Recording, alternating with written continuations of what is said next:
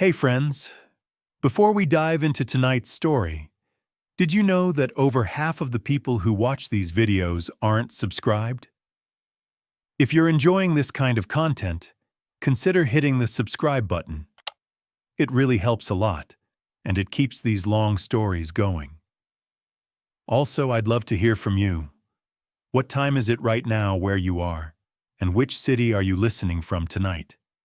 And if these stories help you sleep, feel free to tap the thanks button to support the channel. It truly means a lot. This story is different than the usual content that I usually do, Reddit stories to fall asleep to, and I really hope you enjoy it. I love history, and I thought the full story of the Roman Empire would be so interesting as a story to fall asleep to. All right, let's get into it. The story of Rome begins not with certainty but with myth and legend, intertwined with fragments of historical truth. According to Roman tradition, twin brothers Romulus and Remus were born to a Vestal virgin named Rhea Silvia and the god Mars. Fearing these divine children, a jealous king ordered them drowned in the Tiber. The river, perhaps knowing their destiny, carried them gently downstream, where they washed ashore at the future site of Rome. There, a she-wolf discovered the abandoned infants, nurturing them with her milk until a shepherd named Faustulus found and raised them as his own. As they grew into strong young men, they learned of their royal heritage and decided to establish a new settlement on the banks where they had been saved. But the brothers quarreled. In a moment that would echo through Roman history, Romulus killed Remus and became the sole founder of the new city. Standing atop what would later be called the Palatine Hill, Romulus marked the boundaries of Rome with a plow in the year we now call 753 before the Common Era, a date that Romans would later measure their history from. The early settlement was little more than a collection of thatched huts overlooking the Tiber, surrounded by stronger Etruscan cities to the north and Greek colonies to the south. To strengthen his nascent community, Romulus offered asylum to outlaws, exiles, and refugees from surrounding areas. This created a problem, a shortage of women, which Romulus solved through the famous episode known as the Rape of the Sabine Women, inviting the neighboring Sabines to a festival and then abducting their daughters as brides for Roman men. For nearly 2.5 centuries after Romulus, Rome was ruled by kings. 7 monarchs in total guided the early city's development, transforming it from a village into a significant regional power. After Romulus came Numa Pompilius, remembered as a wise and pious ruler who established many of Rome's religious traditions and institutions. He created the position of Pontifex Maximus, the chief priest, and established the Temple of Janus, whose doors would be closed only in times of peace, a rare occurrence in Roman history. The third king, Tullus Hostilius, expanded Roman territory through warfare against neighboring Alba Longa. Under his rule, Rome absorbed the Alban population after their defeat, establishing a pattern of assimilation that would serve Rome well throughout its history. The famous combat between the Heraci and Curiati triplets, representing Rome and Alba Longa respectively, dates from this period, a symbolic battle that decided the fate of both cities without full-scale war.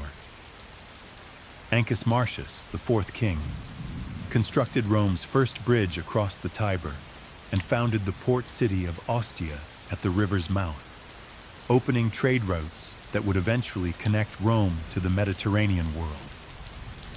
He also expanded the city's boundaries to include the Janiculum Hill, providing better defense for the growing settlement.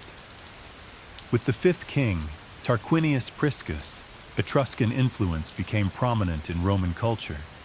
He initiated the construction of the Great Temple of Jupiter on the Capitoline Hill and the Circus Maximus for chariot races. The massive drainage project of the Cloaca Maxima began under his rule, transforming the swampy valley between the hills into what would eventually become the Roman Forum. Servius Tullius, the sixth king, implemented Rome's first constitution, dividing citizens into classes based on wealth and military capability. This organization, known as the Centuriate Assembly, would remain fundamental to Roman military and political life for centuries.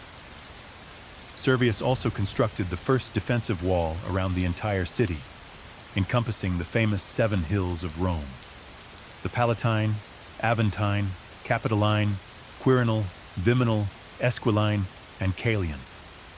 The final king, Tarquinius Superbus, Tarquin the Proud, ruled as a tyrant. His reign saw impressive building projects, including the completion of the Temple of Jupiter. But his arrogance and cruelty alienated the Roman nobility. The breaking point came when his son, Sextus Tarquinius, raped Lucretia, a virtuous Roman noblewoman. This outrage provoked a rebellion led by Lucius Junius Brutus and Lucretia's husband, Collatinus. In 509, the monarchy was overthrown. Tarquin and his family fled into exile, and the Roman Republic was born. This new system of government, designed to prevent the concentration of power in any single individual, would shape not only Rome's future but influence political thought for millennia to come. Looking back at this foundational period, we can see how Rome's early experiences shaped its character. From its beginnings, Rome displayed remarkable adaptability, absorbing influences from Etruscans and Greeks while developing its own distinct identity. The early Romans established traditions of military discipline, practical engineering, and legal organization that would serve as foundations for their later empire. The city that began as a small cluster of villages grew to include multiple settlements across the 7 hills, connected by paths that would become the famous streets of Rome. By the end of the monarchy, the population had swelled to perhaps 35,000 people, making it one of the largest cities in central Italy, though still modest compared to what it would become. Roman society in this early period was organized around the family, with the paterfamilias, male head of household, wielding nearly absolute authority over his dependents. Religious observance was meticulous, with Romans believing that proper rituals maintained the pax deorum, peace with the gods, essential for the city's prosperity. As you drift deeper towards sleep, envision these early Romans, farmers and warriors, priests and craftsmen, laying the groundwork for what would become the eternal city. From simple beginnings on the Tiber's banks, Rome would eventually stretch its influence across 3 continents and establish an empire unlike any the world had seen before. But that expansion was still to come. For now, as the kings departed from history, Rome stood at the threshold of its republican era, ready to embark on the path to greatness that would make its name immortal. As the last king of Rome fled into exile, the people stood at the dawn of a new era. The monarchy that had guided the city's early growth was gone, replaced by a bold experiment in governance that would shape the destiny of Rome for the next 5 centuries. The newly established republic was designed to prevent the concentration of power that had led to tyranny under Tarquinius Superbus. 2 annually elected magistrates called consuls replaced the king, each able to veto the other's decisions. This system ensured that no single person could dominate Roman politics.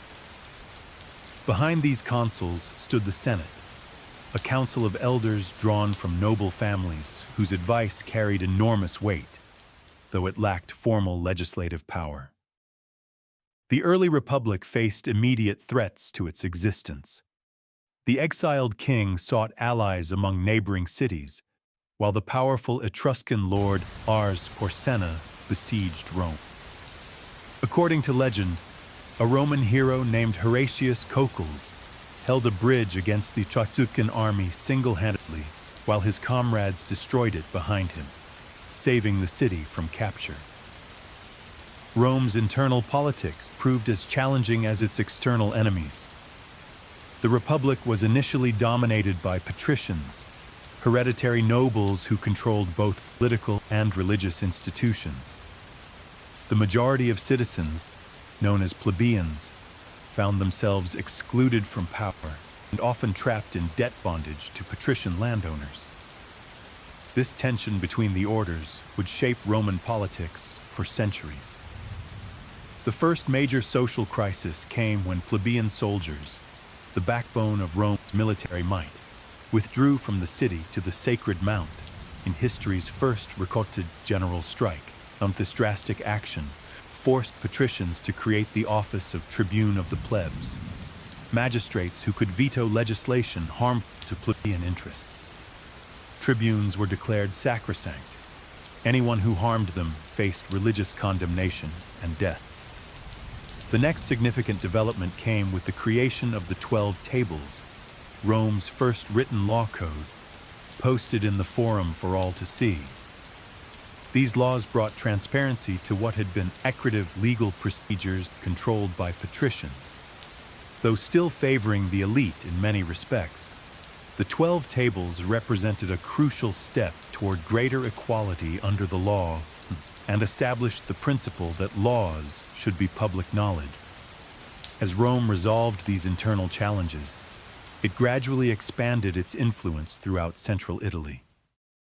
The city fought numerous wars against neighboring peoples, the Volsci, Aequi, Sabines, and most significantly, the Etruscans.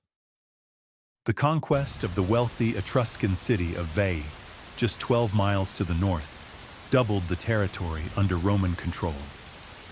This expansion faced a devastating setback when Celtic Gauls defeated the Roman army at the Allia River and proceeded to sack Rome itself.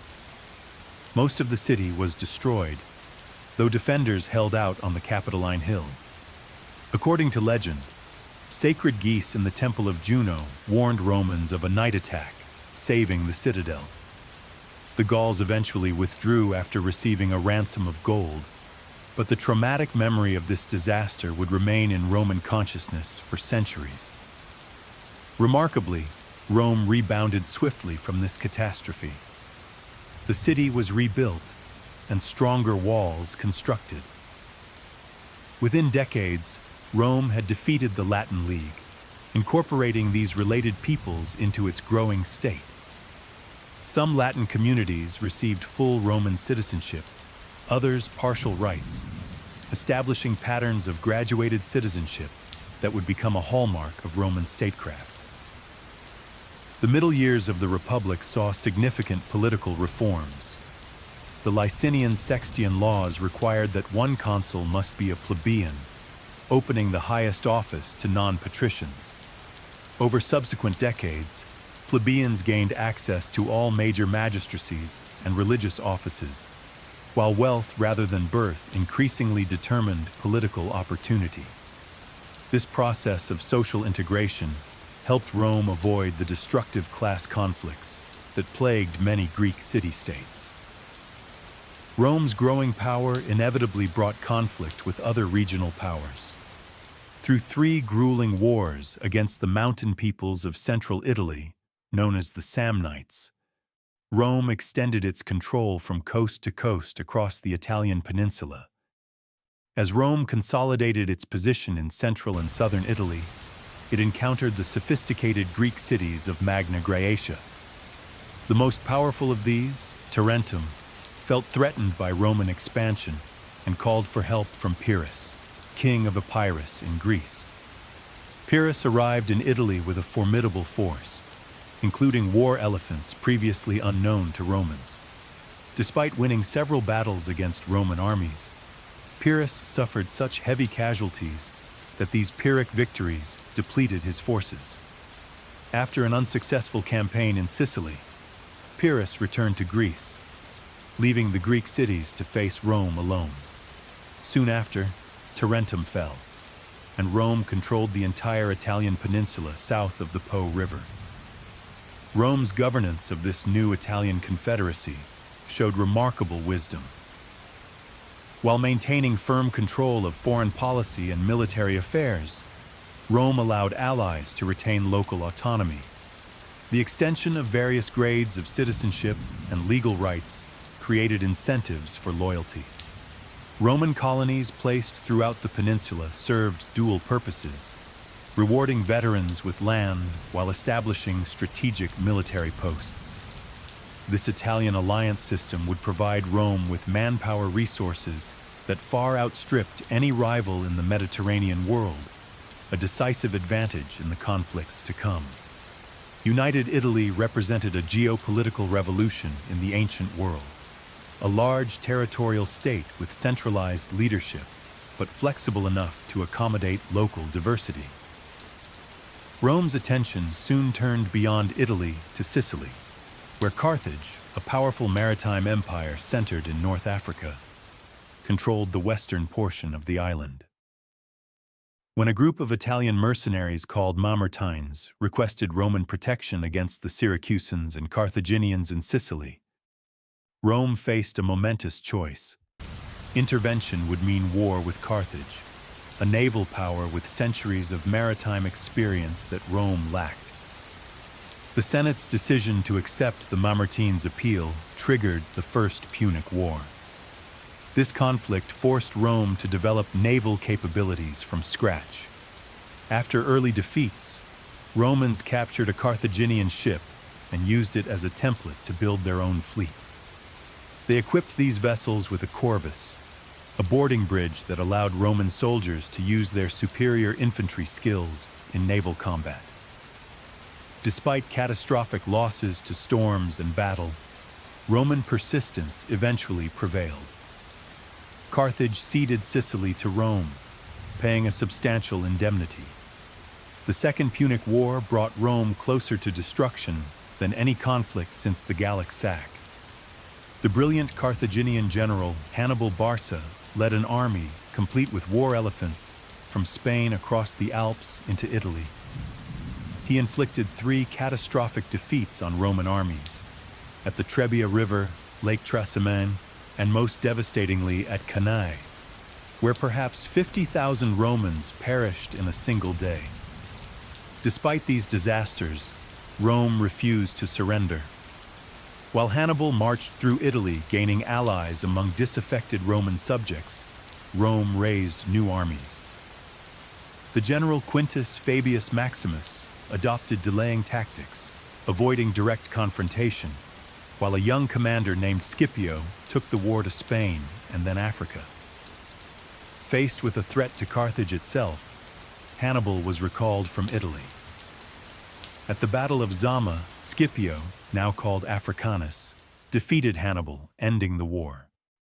Carthage surrendered its navy, its overseas territories, and its political independence, becoming a Roman tributary state. Victory over Carthage established Rome as the dominant power in the Western Mediterranean. Roman attention turned eastward to the Hellenistic kingdoms that had emerged from Alexander the Great's empire. The Roman legions defeated King Philip V of Macedonia and subsequently overcame the Seleucid king Antiochus III at Thermopylae and Magnesia. The ancient kingdom of Macedonia was divided into 4 republics under Roman supervision. Greece itself came under direct Roman rule the same year a Third Punic War ended with the complete destruction of Carthage. These conquests transformed Roman society profoundly. Enormous wealth flowed into Italy from the new provinces, enriching the state treasury and private individuals. Slaves captured in war became abundant, changing the nature of Italian agriculture as small farms gave way to large estates worked by slave labor. Many displaced rural citizens migrated to Rome, creating social tensions in the crowded capital. The Republican political system, designed for a small city-state, struggled to administer a vast Mediterranean empire.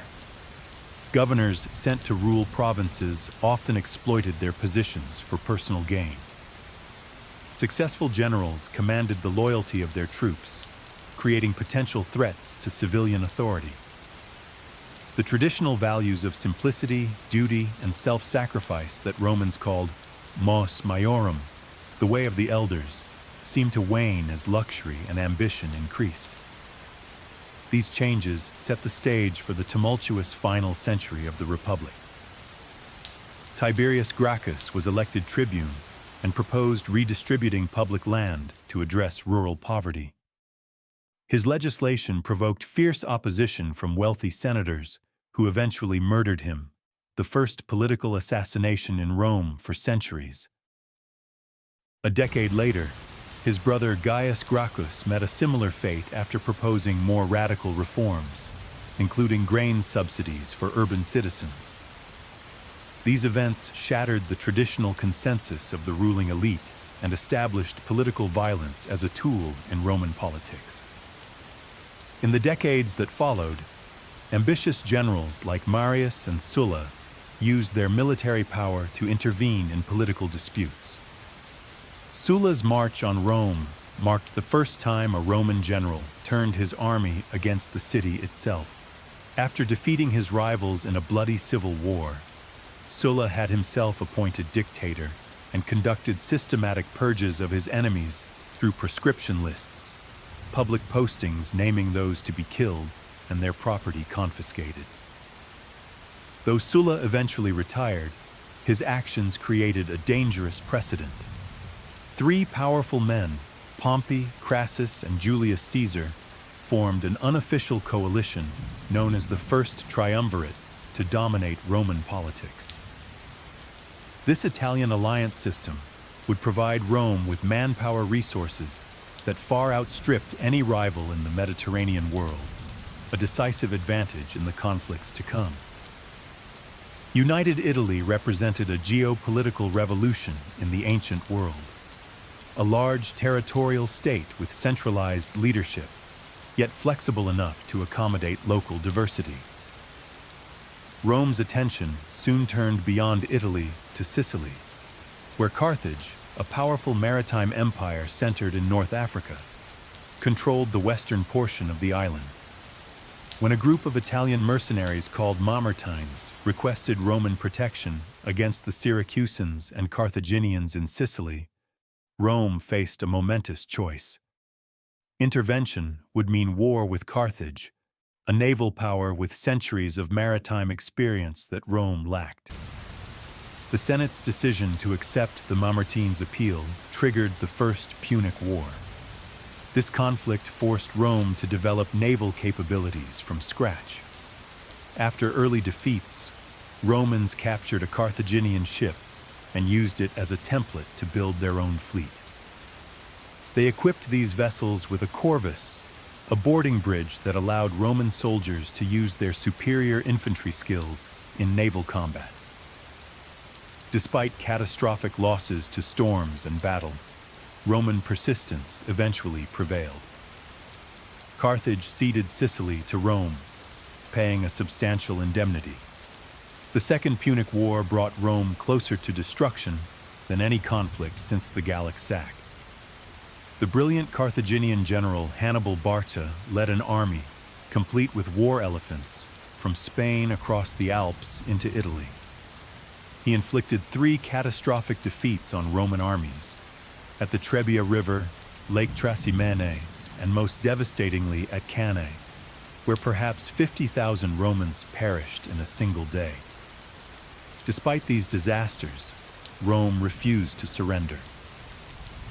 While Hannibal marched through Italy gaining allies among disaffected Roman subjects, Rome raised new armies.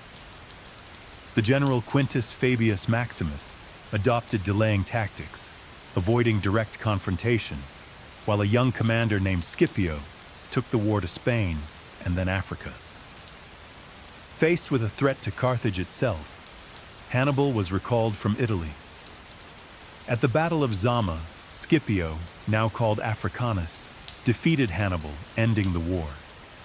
Carthage surrendered its navy, its overseas territories, and its political independence, becoming a Roman tributary state. Victory over Carthage established Rome as the dominant power in the Western Mediterranean. Roman attention turned eastward to the Hellenistic kingdoms that had emerged from Alexander the Great's empire. The Roman legions defeated King Philip V of Macedonia and subsequently overcame the Seleucid king Antiochus III at Thermopylae and Magnesia. The ancient kingdom of Macedonia was divided into 4 republics under Roman supervision. Greece itself came under direct Roman rule in the same year a Third Punic War ended with the complete destruction of Carthage. These conquests transformed Roman society profoundly. Enormous wealth flowed into Italy from the new provinces, enriching the state treasury and private individuals. Slaves captured in war became abundant, changing the nature of Italian agriculture as small farms gave way to large estates worked by slave labor. Many displaced rural citizens migrated to Rome, creating social tensions in the crowded capital. The Republican political system, designed for a small city-state, struggled to administer a vast Mediterranean empire. Governors sent to rule provinces often exploited their positions for personal gain. Successful generals commanded the loyalty of their troops, creating potential threats to civilian authority. The traditional values of simplicity, duty, and self-sacrifice that Romans called mos maiorum, meaning the way of the elders, seemed to wane as luxury and ambition increased. These changes set the stage for the tumultuous final century of the Republic. Tiberius Gracchus was elected tribune and proposed redistributing public land to address rural poverty. His legislation provoked fierce opposition from wealthy senators, who eventually murdered him, marking the first political assassination in Rome for centuries. A decade later, his brother Gaius Gracchus met a similar fate after proposing more radical reforms, including grain subsidies for urban citizens. These events shattered the traditional consensus of the ruling elite and established political violence as a tool in Roman politics. In the decades that followed, ambitious generals like Marius and Sulla used their military power to intervene in political disputes. Sulla's march on Rome marked the first time a Roman general turned his army against the city itself.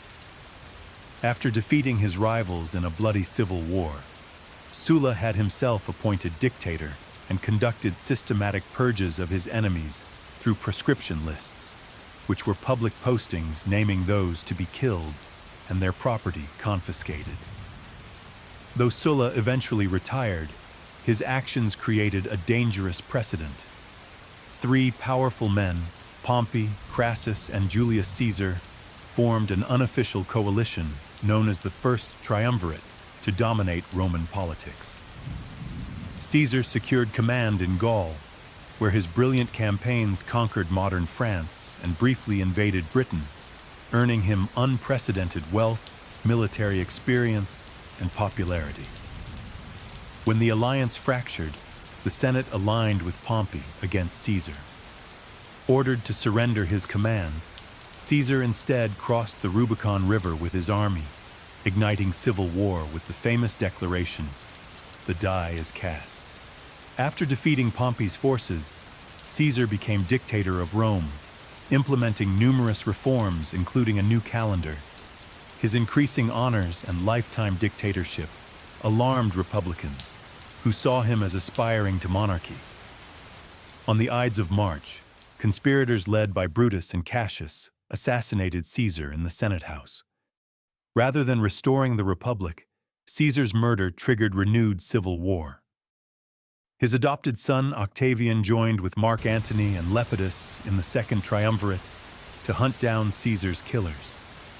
After defeating Brutus and Cassius at Philippi, the triumvirs divided the Roman world among themselves.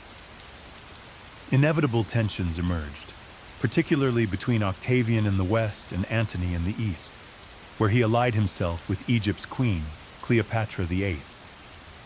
The final showdown came at Actium, where Octavian's forces under Agrippa defeated the combined fleet of Antony and Cleopatra. The lovers fled to Egypt, where they later committed suicide. Octavian, now sole ruler of Rome's vast territories, carefully avoided Caesar's mistakes while accumulating unprecedented personal power. He maintained republican facades, referring to himself as princeps, meaning first citizen, rather than king or dictator. The Senate awarded him the title Augustus, marking the effective end of the Republic and the beginning of the Roman Empire. The Republic's legacy was complex. Its constitutional balance had ultimately failed to prevent civil war and dictatorship.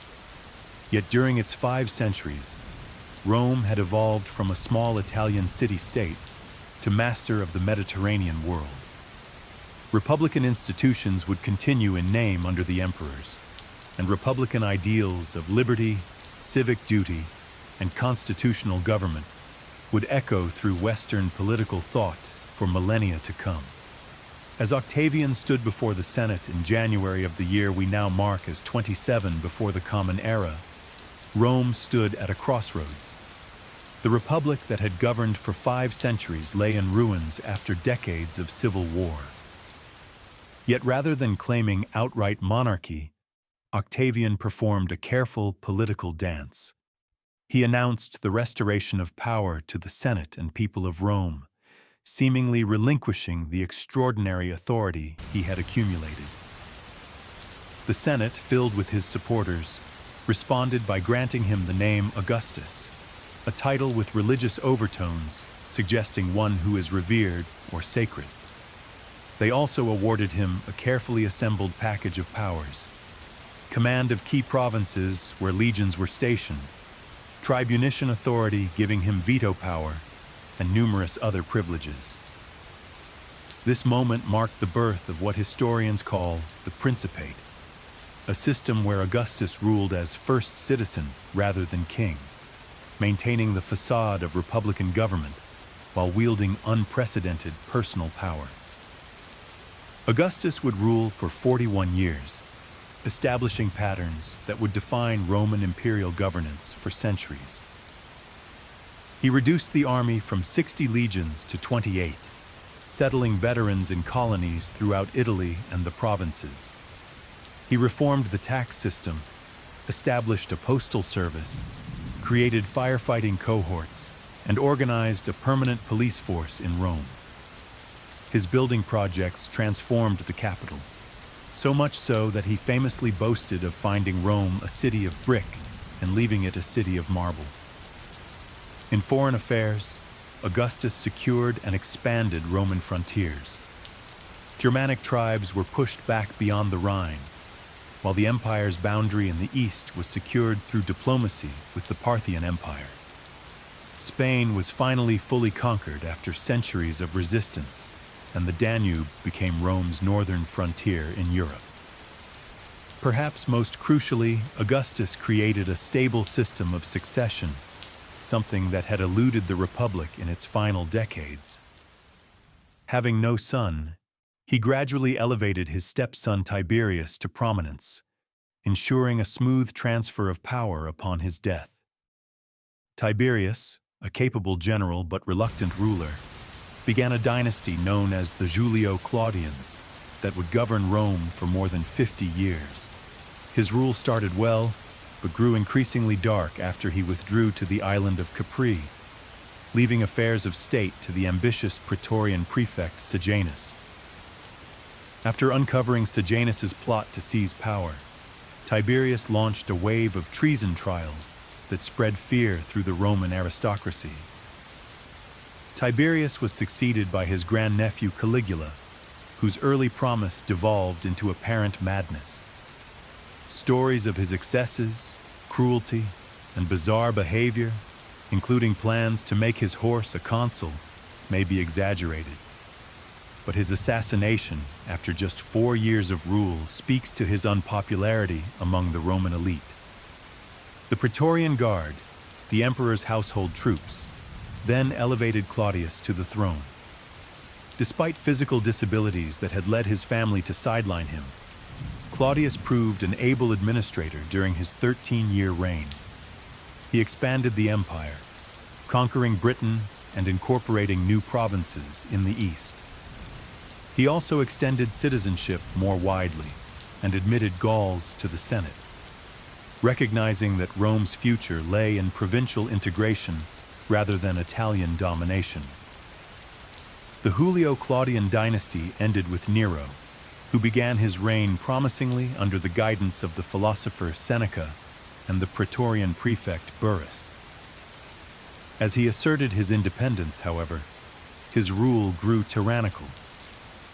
He had his mother Agrippina murdered, kicked his pregnant wife to death, and persecuted Christians after the Great Fire of Rome.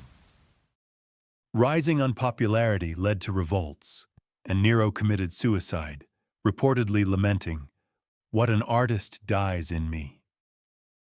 Nero's death ushered in chaos known as the Year of the Four Emperors. In quick succession, the generals Galba, Otho, and Vitellius claimed the throne, each overthrown by military revolt.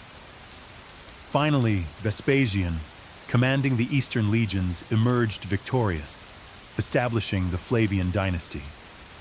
Vespasian brought stability back to the empire during his 10-year reign.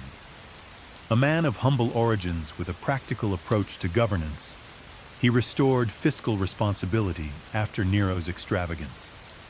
His greatest architectural legacy was beginning construction of the Flavian Amphitheater, better known today as the Colosseum, built on the site of Nero's opulent palace as a gift to the Roman people. His eldest son Titus succeeded him just months before Mount Vesuvius erupted, destroying the cities of Pompeii and Herculaneum. Titus handled this and other disasters, including a fire in Rome, with such compassion that he was widely mourned when he died after just 2 years of rule. The final Flavian emperor was Domitian, whose 15-year reign witnessed significant military activity along the Danube frontier and in Britain. While an effective administrator, his autocratic tendencies alienated the Senate. His assassination brought the Flavian dynasty to an end. The Senate then selected one of its own members, the elderly Nerva, as emperor. With no natural heir and limited military support, Nerva adopted the popular general Trajan as his successor, establishing a pattern of adoptive succession that would serve Rome brilliantly for nearly a century. Trajan, born in Spain, became the first emperor from outside Italy. His 19-year reign saw the Roman Empire reach its greatest territorial extent. He conquered Dacia, roughly modern Romania, incorporating its gold mines into the empire. His most ambitious campaign annexed Armenia, Mesopotamia, and parts of Parthia, briefly extending Roman rule to the Persian Gulf. Though some of these eastern conquests would be abandoned by his successor, they represented the high watermark of Roman expansion.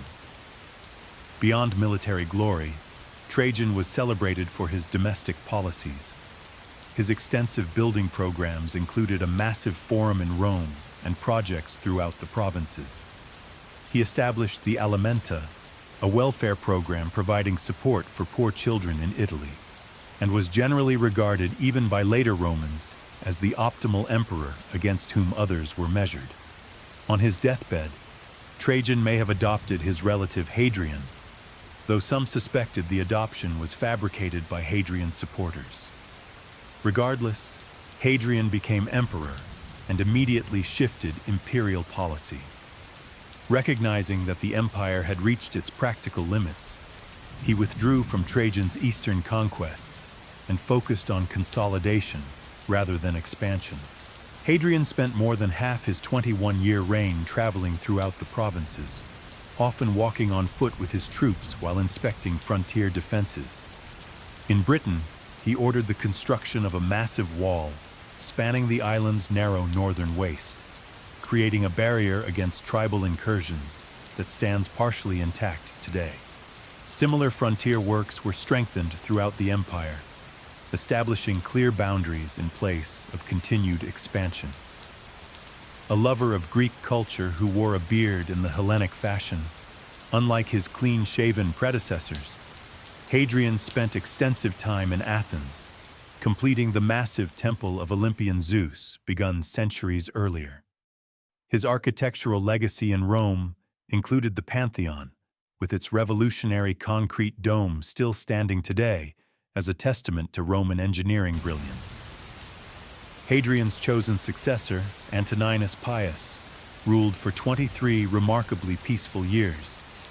His reign saw no major wars or internal disturbances, allowing the empire to prosper. Continuing the tradition of adoption, Antoninus selected Marcus Aurelius as his heir, with the provision that Marcus, in turn, adopt Lucius Verus as co-emperor. Marcus Aurelius, a devoted Stoic philosopher whose meditations remain widely read today, found his reign dominated by military challenges. Despite his philosophical nature, Germanic tribes, possibly pushed westward by population movements deeper in Europe and Asia, began pressing against Roman frontiers on the Danube in greater numbers than before. While Marcus and Lucius initially ruled jointly, Lucius's death left Marcus in sole command during increasingly difficult times. Beyond external threats, the empire faced a devastating pandemic known as the Antonine Plague, possibly smallpox, brought back by troops from campaigns in the east. This disease killed perhaps 5 million people throughout Roman territories, weakening both military and economic strength at a critical juncture. Despite these challenges, Marcus Aurelius maintained the frontiers and even planned to create new provinces beyond the Danube before his death. Unlike his predecessors who chose the most qualified successor through adoption, Marcus allowed his biological son Commodus to succeed him, a decision that would have dire consequences for Rome. Looking back across this 2-century span from Augustus to Marcus Aurelius, this era represents the Roman Empire at its zenith. The population reached perhaps 70 million people living in relative security under the Pax Romana, or Roman peace. A vast network of roads, totaling over 250,000 miles, facilitated trade, communication, and military movement throughout the Mediterranean basin and beyond. Cities flourished with public amenities unknown in earlier ages, aqueducts delivering fresh water, public baths, theaters, and forums. Roman law, increasingly sophisticated and humane, was administered across 3 continents. Literature and art thrived during this period as well.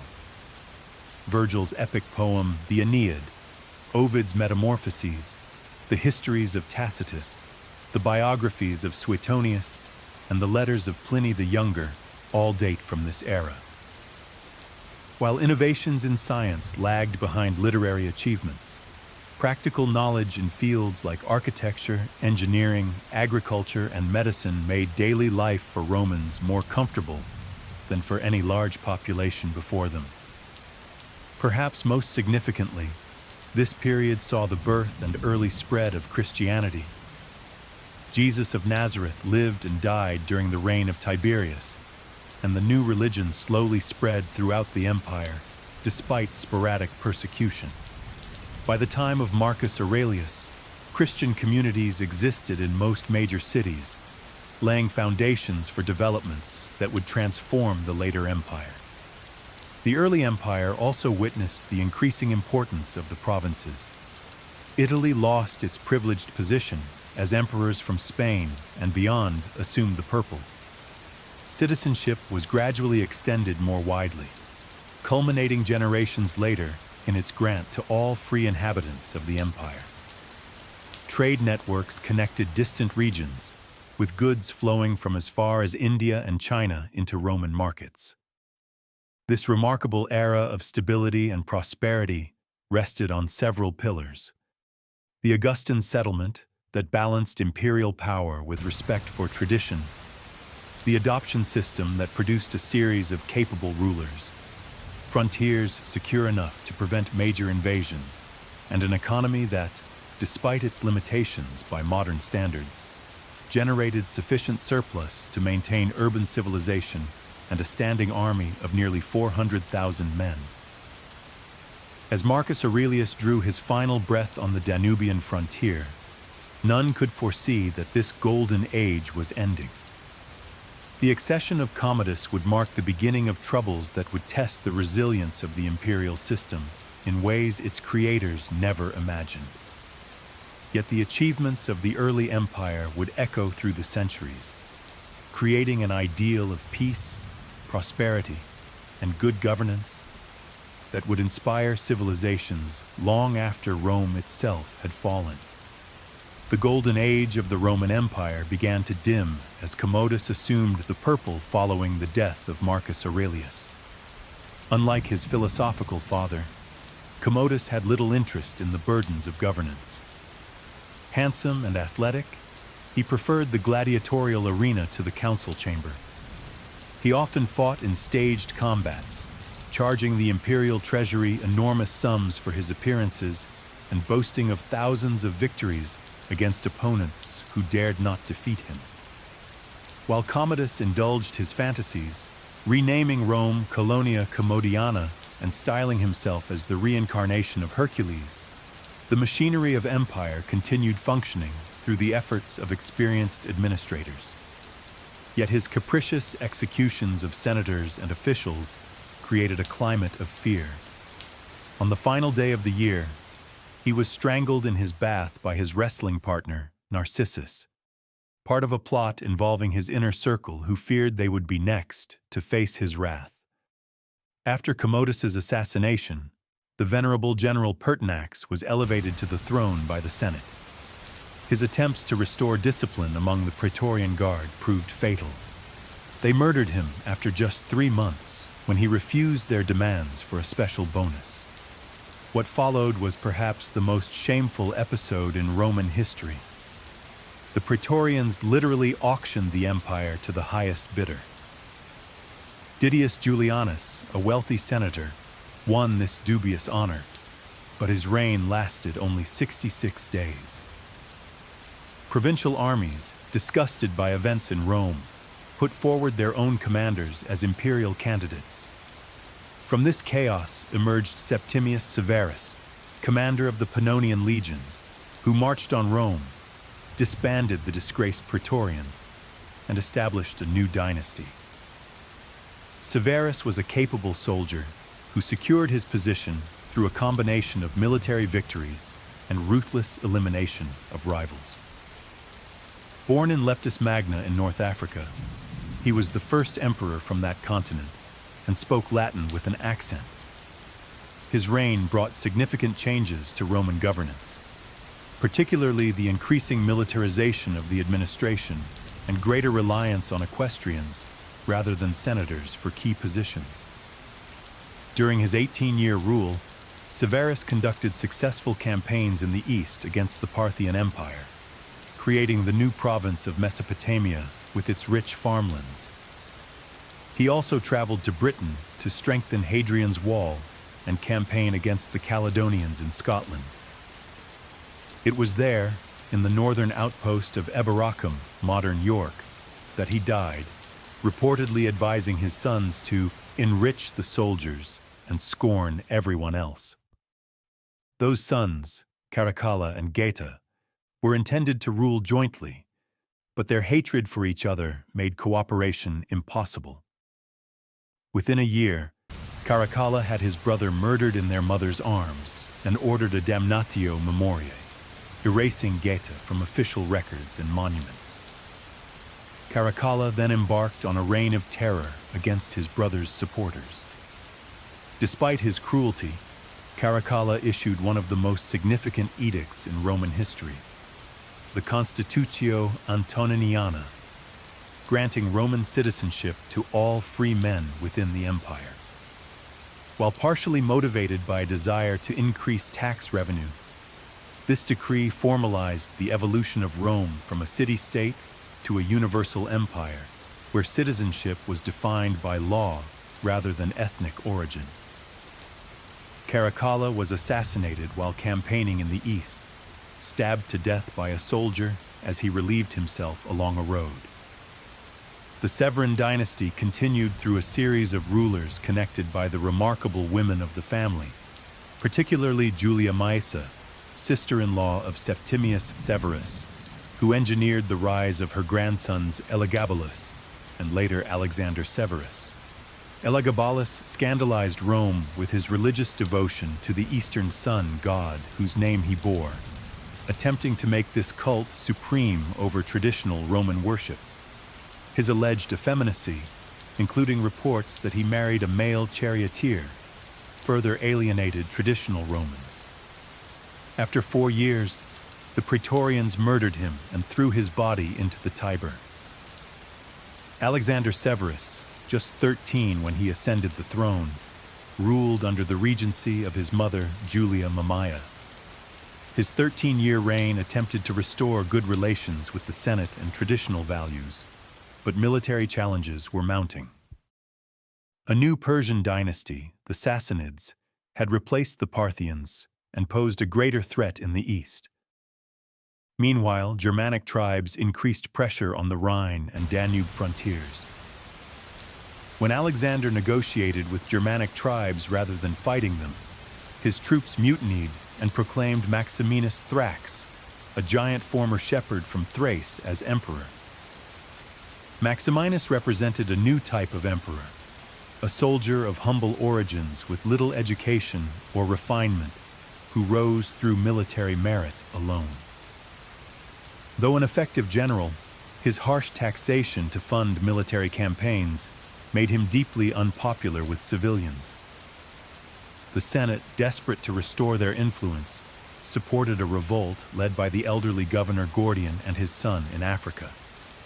When they were quickly defeated, the Senate appointed 2 of their own members, Pupienus and Balbinus, as co-emperors. Maximinus marched on Italy, but was murdered by his own troops as they besieged Aquileia. The Senate's appointees were themselves soon killed by the Praetorian Guard, who elevated the 13-year-old Gordian III, grandson of the earlier claimant. This dizzying sequence of emperors and usurpers inaugurated what historians call the crisis of the 3rd century. Over the next few decades, at least 26 men claimed the imperial title, most ruling for just a few years before meeting violent ends. The Roman world seemed to be unraveling as the imperial office became the prize in an endless, destructive military lottery. External threats compounded the internal chaos. The Emperor Decius and his son died fighting Goths at the Battle of Abritus, the first Roman emperor to fall in battle against foreign enemies. The Emperor Valerian suffered an even worse fate, captured alive by the Sassanid Persian king Shapur and allegedly used as a human footstool before being skinned after death and stuffed as a trophy. With central authority collapsing, the empire began to fragment. In the west, a Gallic empire encompassing Gaul, Britain, and parts of Spain broke away under a succession of local rulers. In the east, the desert trading city of Palmyra under Queen Zenobia established control over provinces from Egypt to Asia Minor. Economic crisis accompanied political disintegration as the currency was repeatedly debased to pay the armies, triggering severe inflation. It seemed Rome's 1,000-year story might be approaching its end. Yet even in this darkest hour, resilient structures and capable individuals emerged to pull the empire back from the brink. The turning point came with the accession of Claudius II, Gothicus. In his brief 2-year reign, he defeated Gothic invaders in the Balkans so decisively that he earned the title Gothicus. Though he died of plague, his work was continued by Aurelian, acclaimed by his troops following Claudius's death. Aurelian's 5-year reign earned him the title Restorer of the World. He defeated the Palmyrene Empire, bringing Queen Zenobia to Rome in golden chains for his triumph. He then recovered the breakaway Gallic provinces, reunifying the empire. To protect Rome itself from barbarian raids, he built a massive new wall circuit that still stands partially intact today. He reformed the currency and established an official sun cult that attempted to provide religious unity. Aurelian's assassination, based on a secretary's false claim that the emperor planned to execute several officers, threatened to unravel his achievements. Several short-lived emperors followed before Carus established a brief dynasty. While campaigning successfully against Persia, Carus allegedly died when his tent was struck by lightning, though assassination remains possible.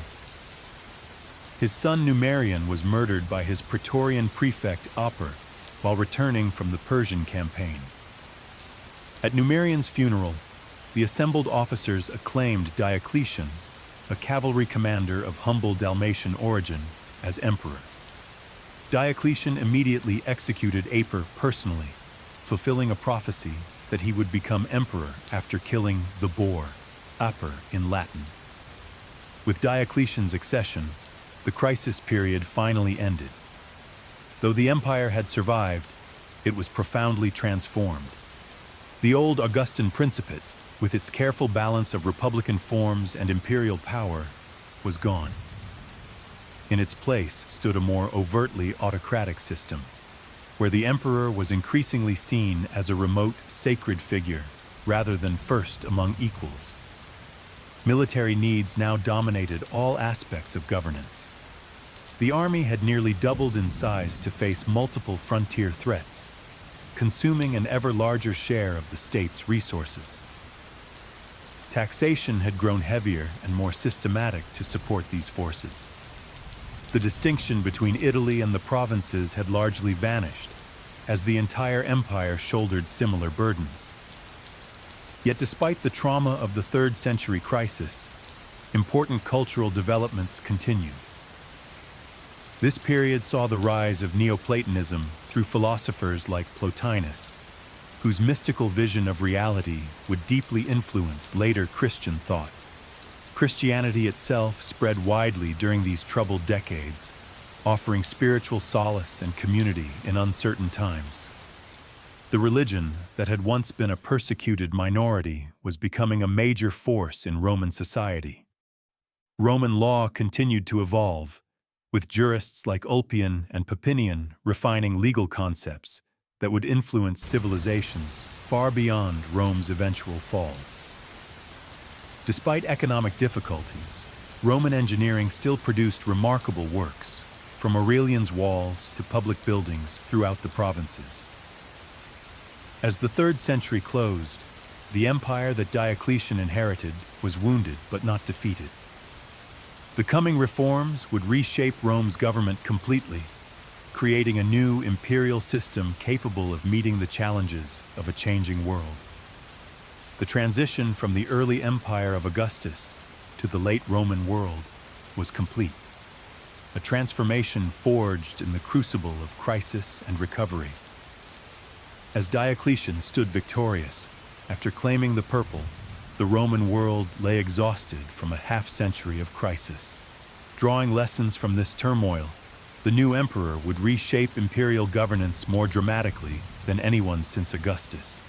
Born to a humble family in Dalmatia on the Adriatic coast, Diocletian had risen through military service without the benefit of aristocratic connections. This outsider's perspective perhaps allowed him to see more clearly the systemic problems facing Rome. The empire had grown too vast and complex for a single ruler to manage effectively. Military emergencies on one frontier often required the emperor's presence just as crises erupted elsewhere. Recognizing this reality, Diocletian took the unprecedented step of appointing a co-emperor. He elevated his fellow officer Maximian to the rank of Augustus, assigning him responsibility for the western provinces, while Diocletian focused on the east. This division proved insufficient, so Diocletian expanded the imperial college further by appointing 2 junior emperors called Caesars, Galerius in the east and Constantius Chlorus in the west. This system, known as the Tetrarchy or Rule of 4, divided administrative responsibilities while maintaining the fiction of a unified empire. Each tetrarch governed a quarter of Roman territory from his own capital city, as Rome itself lost its central role. The arrangement included a plan for orderly succession. After 20 years, the senior Augusti would retire, allowing the Caesars to be promoted and select new junior colleagues. This mechanism aimed to prevent the succession crises that had plagued the 3rd century. Beyond restructuring imperial leadership, Diocletian reorganized the empire's administrative geography. Provinces were subdivided into smaller units, nearly doubling their number but making them more manageable. These provinces were grouped into 12 dioceses, themselves organized into 4 prefectures corresponding to each tetrarch's territory. This arrangement created multiple layers of oversight intended to reduce corruption and improve efficiency. The military underwent similar reorganization. Diocletian separated civil and military authority, which had traditionally been combined in provincial governors. He substantially increased the size of the army to address multiple frontier threats simultaneously. To limit the power of potentially rebellious generals, he reduced the size of provincial armies while creating a central mobile reserve that could respond to crises. These expanded military and administrative structures required greater resources. Diocletian implemented a comprehensive census to identify taxable wealth and individuals. His new tax system required payment in kind, rather than increasingly worthless currency, with set quotas of produce and goods collected from each region. To ensure essential services continued, Diocletian mandated hereditary occupations for certain vital professions, binding sons to follow their father's trades. While these reforms stabilized the empire, they came at the cost of significantly increased state control over individual lives.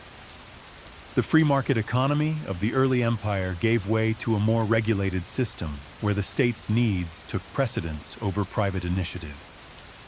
The distinction between honestiores and humiliores became more pronounced, with different legal standards applied to each.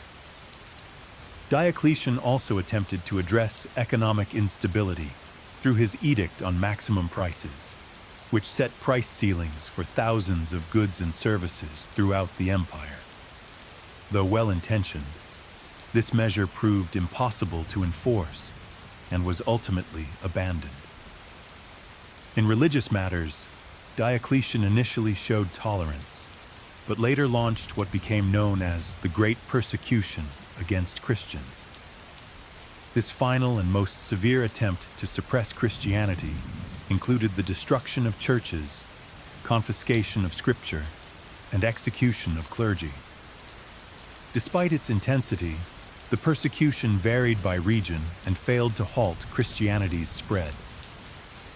True to his succession plan, Diocletian took the unprecedented step of voluntarily retiring, compelling his co-Augustus Maximian to do the same.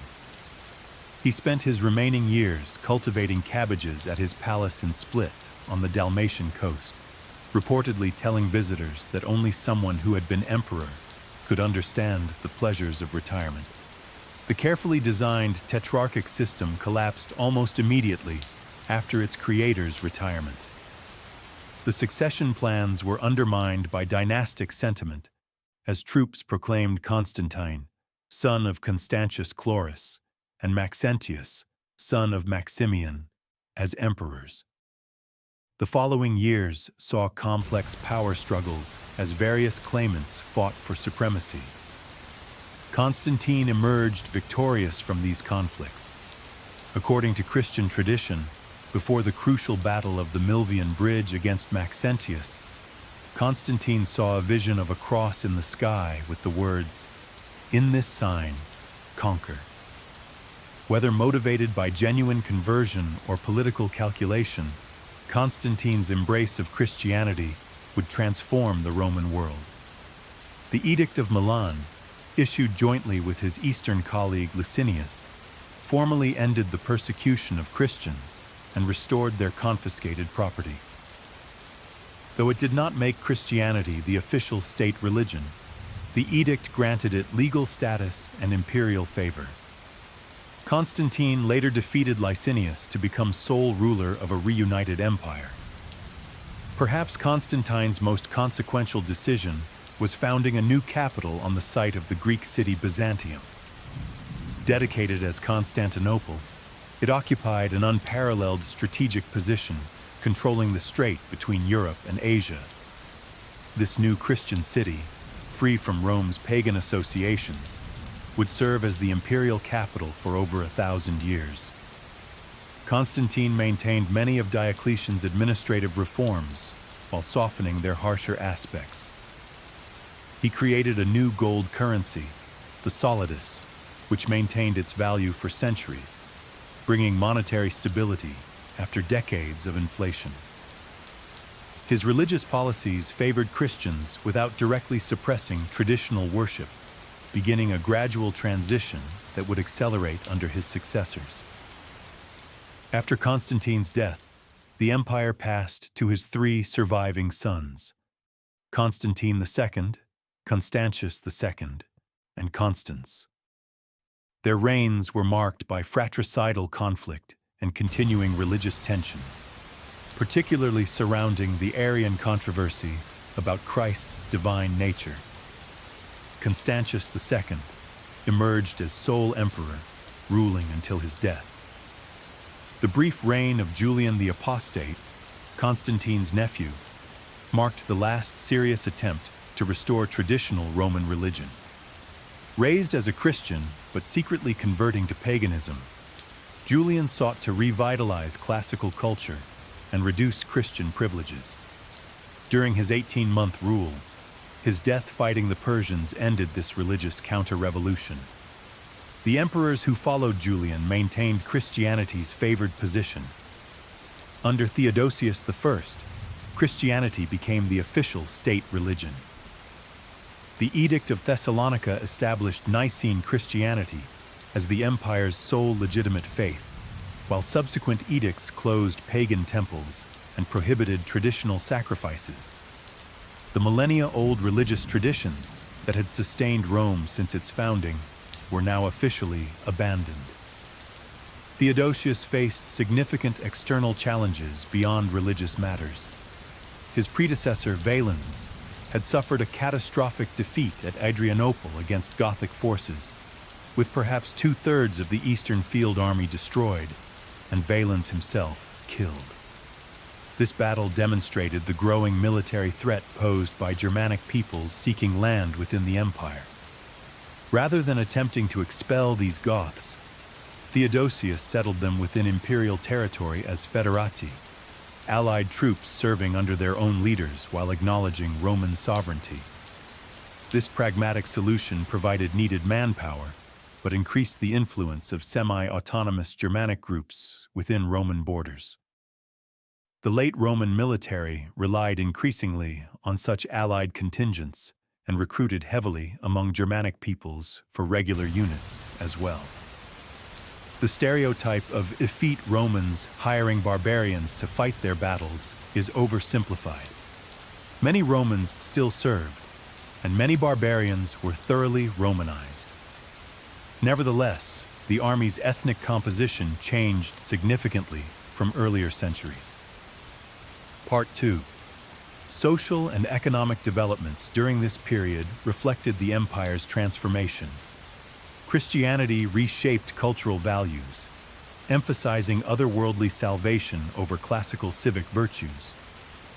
The urban middle classes declined as imperial service and large agricultural estates dominated economic life. Cities shrank within defensive walls as their classical monuments were cannibalized for building material or converted to Christian use. Yet amid these changes, remarkable cultural achievements continued.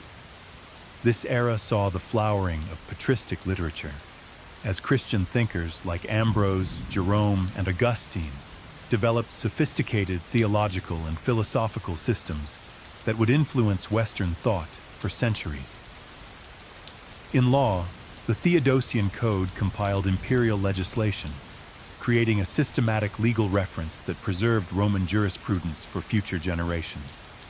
Upon Theodosius's death, the empire was divided between his sons Arcadius in the east and Honorius in the west.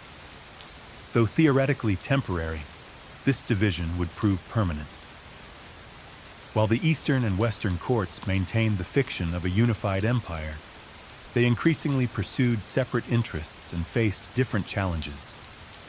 The eastern half, wealthier and better protected geographically, would endure for another 1,000 years as what modern historians call the Byzantine Empire, though its citizens continued to call themselves Romans.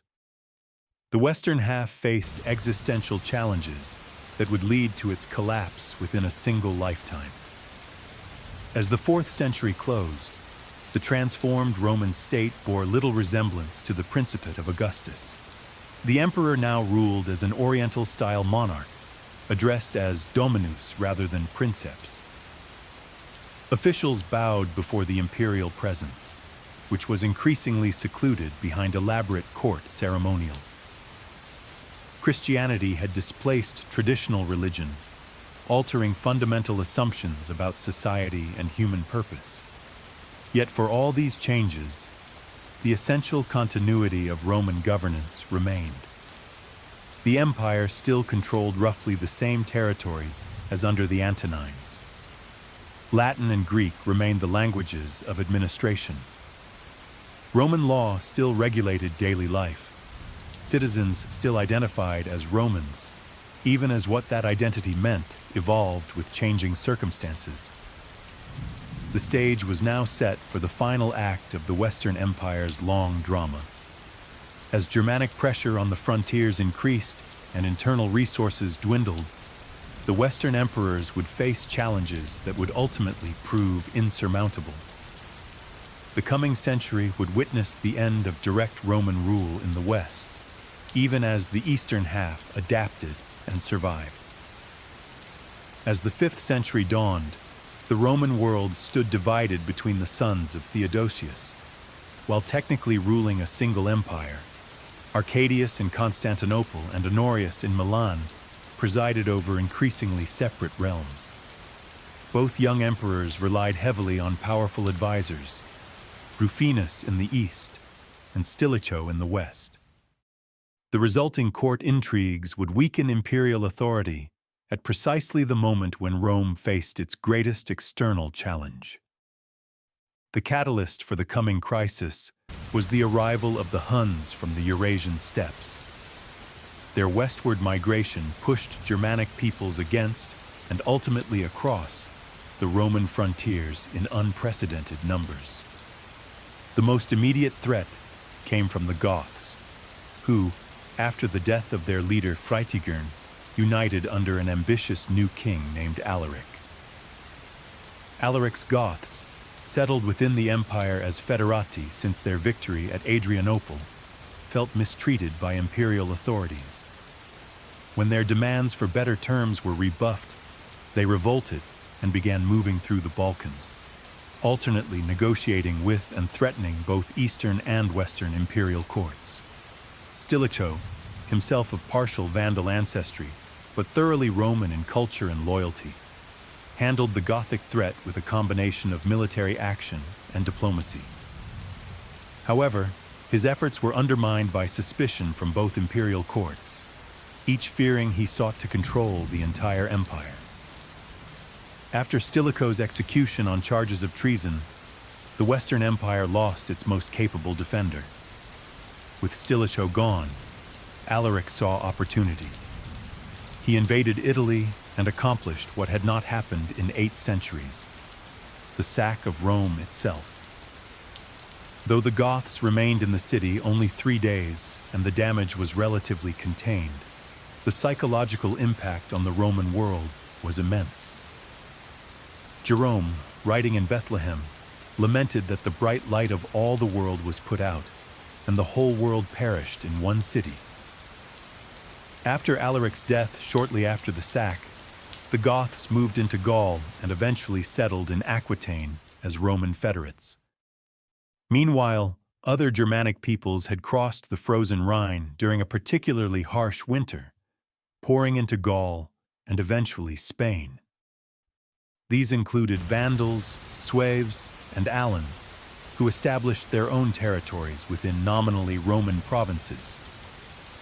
The Western imperial government, now based in Ravenna for better security than Rome, struggled to respond to these multiple incursions. Increasingly, real power rested with the master of soldiers, the supreme military commander, rather than the emperor himself. For nearly 2 decades, that position was held by Flavius, sometimes called the last of the Romans. While Aetius worked to maintain what remained of Roman authority in Gaul, a new threat emerged in North Africa. The Vandals, under their king Gaiseric, crossed from Spain to Africa, conquering the wealthy provinces that had long supplied Rome with grain. By seizing Carthage, they established a powerful kingdom and built a fleet that would dominate the western Mediterranean. As these settlements of Germanic peoples within the empire were unfolding, the Western Empire faced its most fearsome opponent, Attila the Hun. Having already ravaged the eastern provinces and defeated imperial armies, Attila turned westward, invading Gaul. Aetius cobbled together a coalition of Roman forces and Germanic federates, including Visigoths, that confronted the Hunnic army at the Battle of the Catalaunian Plains. This desperate defense halted Attila's advance in Gaul. The following year, Attila invaded Italy. Rome seemed doomed until an embassy led by Pope Leo I somehow persuaded the Hun to withdraw. While later accounts would attribute this to divine intervention, practical factors likely included disease in Attila's army, food shortages in ravaged Italy, and possibly bribes from Constantinople. Attila's death shortly after this campaign and the subsequent collapse of Hunnic power gave Rome a brief respite. That same year, however, court intrigue led to the murder of Aetius on the orders of Emperor Valentinian III. The emperor himself was assassinated by Aetius's supporters months later, ending the Theodosian dynasty in the West. What followed was a rapid succession of short-lived emperors, many mere puppets of powerful military commanders. Majorian, who ruled for just a few years, represented the last serious attempt to restore Roman power in the West. His efforts to rebuild the military and recover North Africa from the Vandals ended with his defeat and execution. After Majorian, Western emperors controlled little beyond Italy itself, with various Germanic kingdoms establishing effective independence in former provinces. In Spain, the Sueves controlled the northwest, while Visigoths expanded their territory from Aquitaine in Gaul. Burgundians ruled the southeast, while Franks gradually increased their power in the north. Britain, abandoned by imperial forces decades earlier, had developed its own post-Roman society, increasingly influenced by Saxon settlers. By the later decades of the 5th century, the Western emperors had become irrelevant to most of the former provinces. Real power in Italy rested with the military commander Ricimer, and after his death, with his successors Gundobad and finally Orestes. Orestes installed his young son Romulus as emperor, though the boy exercised no actual authority. Germanic troops in Italy, mainly from the Scyrian and Herulian tribes, demanded permanent land grants, similar to those given to federates in other provinces. When Orestes refused, they rallied behind Odoacer, a German officer in Roman service. Odoacer overthrew Orestes and deposed Romulus, ending the charade of imperial rule in the West. In a pragmatic solution, Odoacer sent the imperial regalia to Emperor Zeno in Constantinople, signaling that a separate Western emperor was unnecessary. He requested and received the title of patrician, governing Italy nominally as Zeno's viceroy. but effectively as an independent king. Romulus, still a teenager, was permitted to retire to a country estate with a generous pension, an unexpectedly merciful end for a deposed ruler. This moment is traditionally marked as the fall of Rome, or more accurately, the end of the Western Roman Empire. Yet for people living through these events, there was no dramatic collapse. Many of the structures of Roman life continued under new management. Germanic kings issued laws based on Roman models, maintained some form of tax system, and often employed Roman administrators. Several factors contributed to the Western Empire's failure to withstand the pressures that its Eastern counterparts successfully navigated. The West faced more exposed land frontiers and more frequent invasions. Its economy had been less urbanized and more agrarian than the East's. Even in better times, the wealthy provinces of North Africa and parts of Gaul that had sustained Western finances were lost to Vandals and Visigoths, creating a spiral of declining resources. Western emperors also suffered from a deficit of legitimacy compared to their Eastern colleagues. The constant civil wars and rapid turnover of rulers undermined confidence in imperial authority. After the sack of Rome, the psychological foundation of empire, the belief in Rome's eternal destiny, was severely damaged in the West. Yet even as direct imperial rule faded, Romanitas, Roman culture and identity, endured. Latin remained the language of administration and literacy. The Catholic Church preserved Roman organizational structures and legal concepts. Aqueducts still carried water, and people still gathered in forums, even as new Germanic lords ruled from former imperial palaces. The end of the Western Empire did not mean the end of the Roman world. In the East, the empire continued to flourish from its magnificent capital at Constantinople. The Emperor Zeno and his successors considered themselves the legitimate rulers of the entire Roman world, including the lost Western provinces that they hoped to someday recover. In Italy itself, Odoacer's rule would prove brief. Emperor Zeno authorized Theodoric, king of the Ostrogoths, to invade Italy and depose Odoacer. After defeating and eventually murdering his rival, Theodoric established a kingdom that represented one of the most successful syntheses of Roman and Germanic elements in the post-imperial West. As the Western provinces began their gradual transformation into what would eventually become medieval Europe, the idea of Rome retained its powerful grip on the imagination. Germanic kings sought recognition from Constantinople and coveted Roman titles. The Church increasingly filled the administrative vacancy left by imperial retreat, and far to the east, the Roman Empire, now Greek-speaking and Christian, but still calling itself Roman, continued to uphold the legacy of Augustus and Constantine. The end of the Western Roman Empire thus marks not a cataclysmic collapse, but a significant transition point in a much longer process of transformation.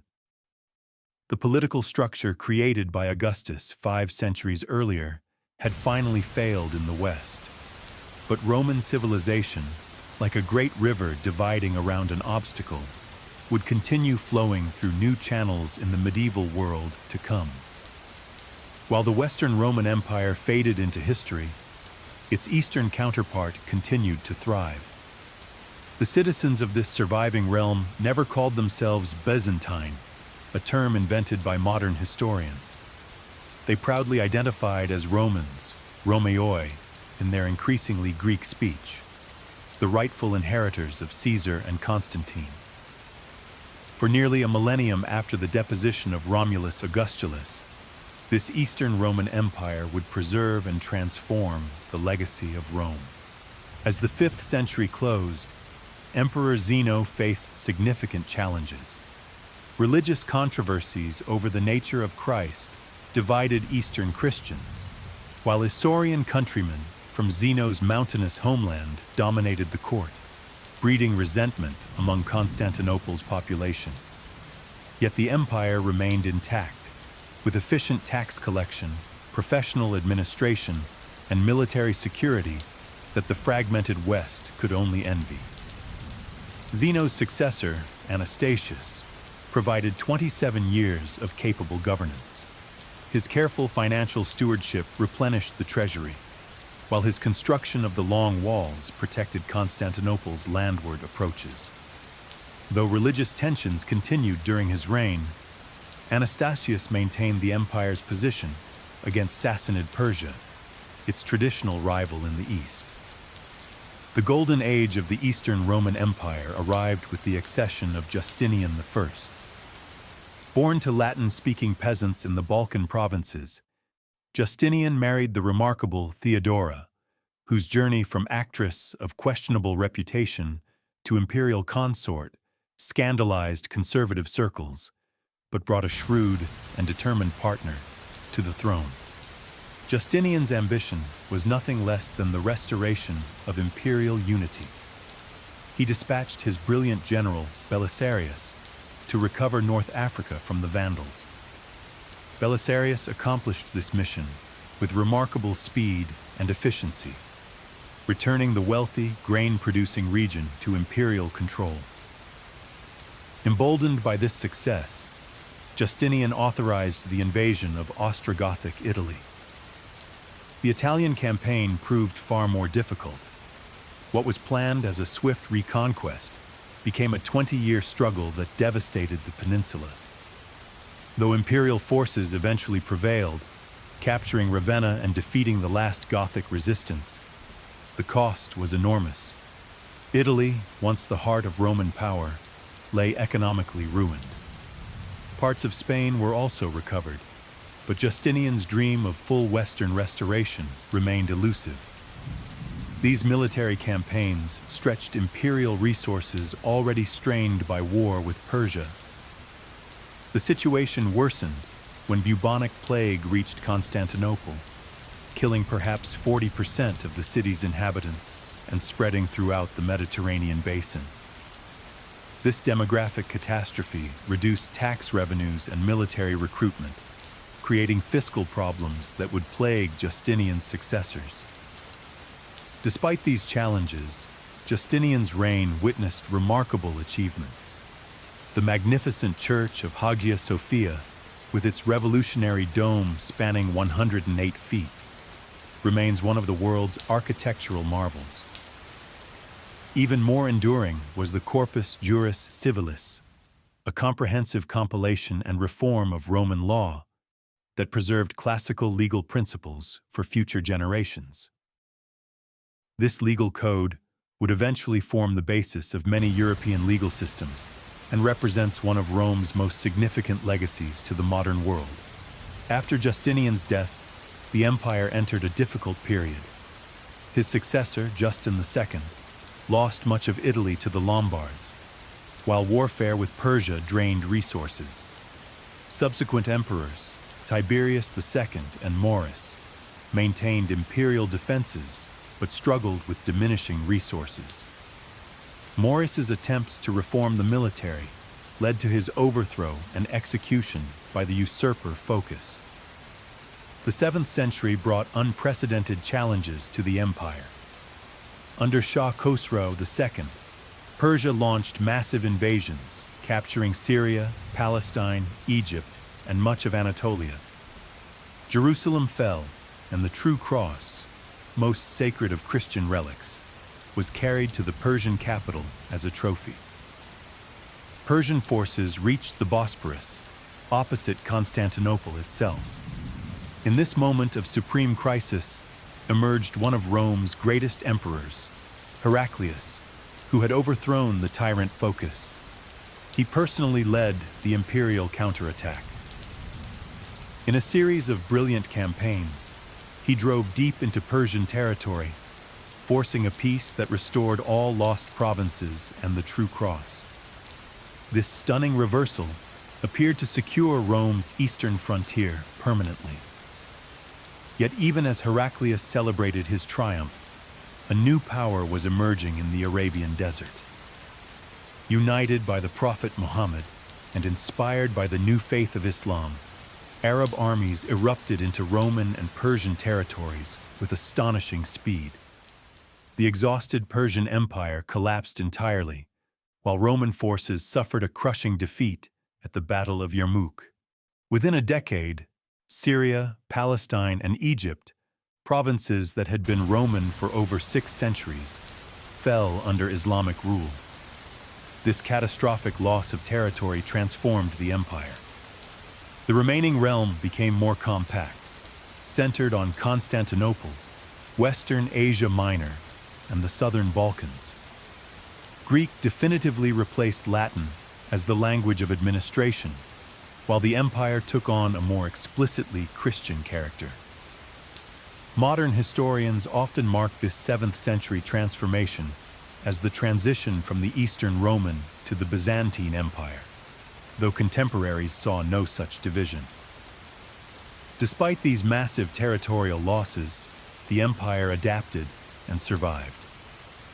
The theme system, reorganizing provinces into military districts where soldier farmers defended their own lands, proved an effective response to constant Arab raids. Greek fire, a mysterious incendiary weapon that could burn even on water, gave imperial fleets a crucial advantage in defending Constantinople. When Arab forces besieged Constantinople itself on 2 separate occasions, the formidable defenses held firm. The failure of these sieges marked a turning point, preserving the empire as a Christian bulwark in the eastern Mediterranean and saving much of Europe from Islamic conquest. The 8th and early 9th centuries brought controversies over religious imagery, known as the iconoclastic period. Emperors from Leo III to Theophilus banned veneration of icons, viewing them as dangerously close to idol worship. This policy divided society and strained relations with Rome and other Western Christians, who continued to use sacred images. The restoration of icons healed these divisions and ushered in a period of cultural and intellectual revival. Under the Macedonian dynasty, founded by Basil I, the empire regained its strength. Agricultural production increased, cities revived, and military fortunes improved. Emperors like Nikephoros Phocas and John Tzimiskes recaptured territories in Syria, while Basil II earned the sobriquet Bulgar Slayer for his ruthless campaigns that brought all the Balkans under imperial rule. This resurgent Rome, albeit Greek in language and culture, represented the most powerful, wealthy, and sophisticated society in the Christian world. Constantinople, with perhaps 500,000 inhabitants, dwarfed the modest towns of Western Europe. Its markets featured goods from as far as China and Scandinavia. Its churches gleamed with mosaics, and its scholars preserved ancient texts unknown in the West. Yet beneath this golden facade, structural weaknesses were developing. The free peasantry that had formed the backbone of the theme armies gradually lost land to expanding aristocratic estates. Civil service positions increasingly became hereditary rather than merit-based. Religious differences with the Latin West widened, culminating in the schism that divided Christianity into Catholic and Orthodox branches. The pivotal disaster came at Manzikert, where Seljuk Turks defeated Emperor Romanos IV, Diogenes, and opened Anatolia, the empire's heartland, to Turkish settlement.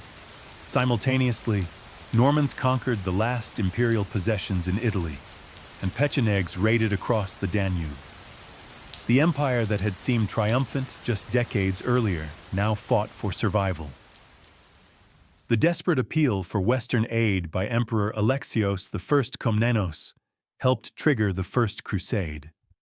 While Crusaders did establish states in the Holy Land, tensions between Latins and Greeks grew increasingly bitter. The Fourth Crusade infamously diverted to Constantinople itself, sacking the greatest Christian city in the world and establishing a short-lived Latin empire on its ruins. Though imperial forces recaptured Constantinople under Michael VIII Palaiologos, the restored empire was but a shadow of its former self. Italian merchant republics dominated its economy, while Serbian and Bulgarian states carved away Balkan territories.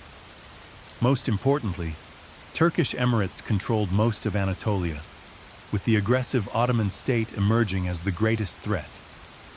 The Ottoman Turks crossed into Europe, gradually encircling Constantinople. Despite desperate diplomatic efforts to secure Western aid, support proved minimal. Emperor Constantine XI faced the massive Ottoman army of Sultan Mehmed II with only a few thousand defenders. When the final siege began in April, for 7 weeks the ancient walls of Constantinople withstood Ottoman cannon fire. On May 29th, the final assault broke through. Constantine IX allegedly threw off his imperial regalia and died fighting alongside his soldiers as the city fell. Mehmed rode to Hagia Sophia, which became a mosque that same day. The Roman Empire, which had endured for 1,480 years since the accession of Augustus, finally ended. Yet its legacy lived on in many forms. The Ottoman sultans styled themselves as Caesars of Rome, ruling much of the former Byzantine territory. Moscow claimed the mantle of the Third Rome, preserving Orthodox Christianity and imperial traditions. Renaissance Italy rediscovered classical texts preserved by Byzantine scholars who fled west before and after Constantinople's fall. Most significantly, the Byzantine Empire had served as the crucial bridge between ancient and medieval worlds. It preserved Roman law, Greek philosophy, and early Christian theology through centuries when these might otherwise have been lost. Its elaborate diplomacy, sophisticated bureaucracy, and complex economy provided models far beyond its borders. The epic story that began with Romulus on the Palatine Hill had finally concluded. But Rome never truly fell. It transformed. As you drift towards sleep, imagine the echoes of Roman civilization continuing through the laws we follow, the languages we speak, the buildings we admire, and countless other aspects of our world that would be unrecognizable without the enduring legacy of Rome. Though the last emperor bearing the title of Caesar fell with Constantinople in 1453, Rome's influence echoes through the centuries to our present day. As you drift closer to sleep, let us reflect on the enduring legacy of this remarkable civilization that shaped our world in countless ways. Perhaps Rome's most significant contribution lies in the realm of law and governance. The Romans developed a sophisticated legal system that moved beyond the limited scope of earlier codes to address the complex needs of a diverse, cosmopolitan society. Concepts we take for granted, the presumption of innocence, the importance of intent in criminal acts, the distinction between civil and criminal law, all bear Roman fingerprints. Justinian's great legal compilation, the Corpus Juris Civilis, preserved these principles through the medieval period and into the modern era. When European nations developed their legal systems in the late medieval and early modern periods, they drew heavily on this Roman inheritance. Today, the civil law tradition that governs most of continental Europe, Latin America, and parts of Africa and Asia derives directly from Roman models. Even the common law tradition of England and its former colonies, while developing separately, absorbed many Roman concepts. Beyond specific legal provisions, Rome pioneered practices of public administration that would influence later states. The Romans created a professional civil service, systematic record-keeping, standardized weights and measures, regular censuses, and sophisticated tax systems. While these innovations might seem mundane, they formed the essential infrastructure that allowed complex societies to function. The very idea of citizenship, a formal legal status conferring rights and responsibilities, owes much to Roman practice. Rome's gradual extension of citizenship to conquered peoples offered a path to integration that helped sustain the empire for centuries. This model of earned inclusion, though imperfectly implemented, provided an alternative to the strict ethnic exclusivity that characterized many ancient states. In the realm of language and literature, Rome's impact remains inescapable. Latin, the speech of rustic farmers on the Tiber's banks, became the lingua franca of Western civilization for over a millennium. Though no longer spoken as a first language, Latin's descendants, the Romance languages including Spanish, Portuguese, French, Italian, and Romanian, are native tongues for nearly 1 billion people today. Even languages not directly descended from Latin bear its influence through centuries of borrowing. English, though Germanic in its basic structure, derives roughly 60% of its vocabulary from Latin, either directly or through French.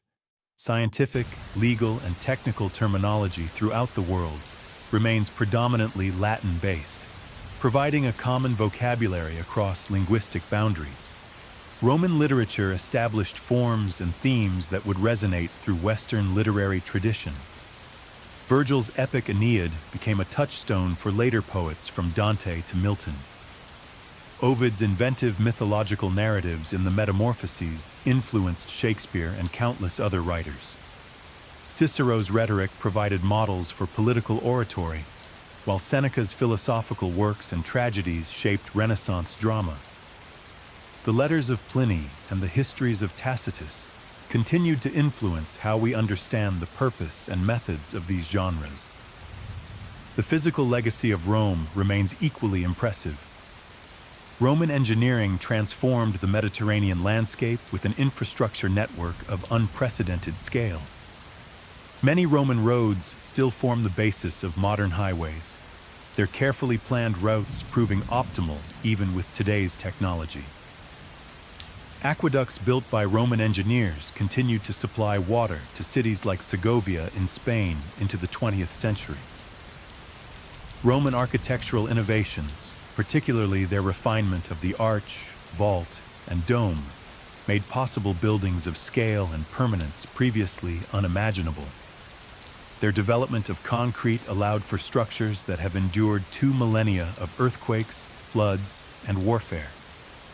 The Pantheon in Rome, with its perfect dome featuring an oculus open to the sky, remains one of the world's architectural marvels, inspiring buildings from the Renaissance to the present day. In military affairs, Rome's legacy is similarly profound. The legion, a flexible, professional fighting force combining heavy infantry with specialized units, provided a model that would influence armed forces for centuries. Roman emphasis on discipline, training, engineering, and logistics, rather than mere courage or numbers, set standards that later successful armies would emulate. Militaries today still study Caesar's campaigns as exemplars of strategic and tactical brilliance. Rome's political legacy presents a more complex picture. The Republic, with its checks and balances, separation of powers, and term limits, influenced the framers of many modern constitutions, particularly America's founders. Yet Rome also demonstrated how republican institutions could be subverted by ambitious individuals, and how liberty might be traded for security and stability. The imperial system that replaced the republic similarly offered both positive and negative lessons for later generations. At its best, the Roman Empire provided good governance, security, and prosperity to diverse populations across 3 continents. At its worst, it demonstrated the dangers of autocracy, the corruption of absolute power, and the challenges of maintaining unity across vast territories and different cultures. Christianity, the world's largest religion, owes its global spread to the Roman context in which it developed. Early Christians utilized Roman roads, ships, and urban networks to disseminate their message. After Constantine's conversion, the imperial administrative framework provided a template for ecclesiastical organization, with dioceses often corresponding to Roman provincial boundaries. Even the title Pontifex Maximus, once held by Roman emperors as chief priests of the state religion, passed to the popes who led the Catholic Church. Rome's cultural achievement lay not just in its original contributions, but in its genius for synthesis and transmission. Roman artists, philosophers, and scientists often adapted Greek models, but in doing so, they preserved and transmitted Greek achievements to later civilizations. Without Rome as intermediary, much of classical Greek thought might have been lost to the Western tradition. The idea of Rome itself became a powerful symbol long after the empire's fall. Throughout the medieval and early modern periods, political leaders sought to claim the Roman mantle. Charlemagne's coronation as Roman emperor in 800, the Byzantine ruler's identity as Romaioi, the Russian czars claimed to be heirs of the Third Rome, and the Habsburg Holy Roman Empire all reflect Rome's potent symbolic legacy. Even Nazi architecture and Mussolini's fascist imagery consciously evoked Roman imperial grandeur, showing the persistent, if sometimes misused, power of Roman symbolism. Perhaps most fundamentally, Rome bequeathed to later civilizations a cosmopolitan vision, the idea that diverse peoples could participate in a shared cultural and political community while maintaining aspects of their distinct identities. Though imperfectly realized in practice, this Roman ideal of a world brought together under law and common citizenship, rather than divided by ethnic or religious boundaries, remains a powerful aspiration in our own increasingly interconnected global society. Rome also demonstrated both the heights humanity can achieve and the depths to which it can sink. The same civilization that produced the wisdom of Marcus Aurelius also featured the excesses of Caligula. The society that built the Pantheon also staged the brutal gladiatorial games. This complex legacy reminds us that human achievements are always mixed with human failings, that civilization itself is always both inspiring and flawed.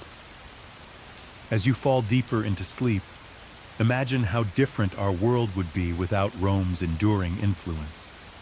Our legal systems and languages, our architecture and engineering, our political institutions and religious organizations, all would be profoundly transformed without the Roman experience. From mundane details like the names of our months to profound questions about citizenship and governance, Rome has shaped how we understand ourselves and our society. The Roman story, spanning more than 2 millennia from Romulus to the fall of Constantinople, offers a grand epic of human achievement, resilience, and adaptation. Through rises and falls, triumphs and disasters, the Roman world evolved while maintaining connections to its past. Even after the empire ceased to exist as a political entity, its shadow continued to influence everything that followed. As you drift off to sleep, take comfort in this continuity of human experience. The same stars that shone over Augustus as he transformed Rome from brick to marble now shine on us. The same human hopes, fears, and dreams that motivated Romans for security, prosperity, meaning, and beauty motivate us still. In that shared humanity lies perhaps Rome's most profound legacy of all. Good night, and thank you for listening.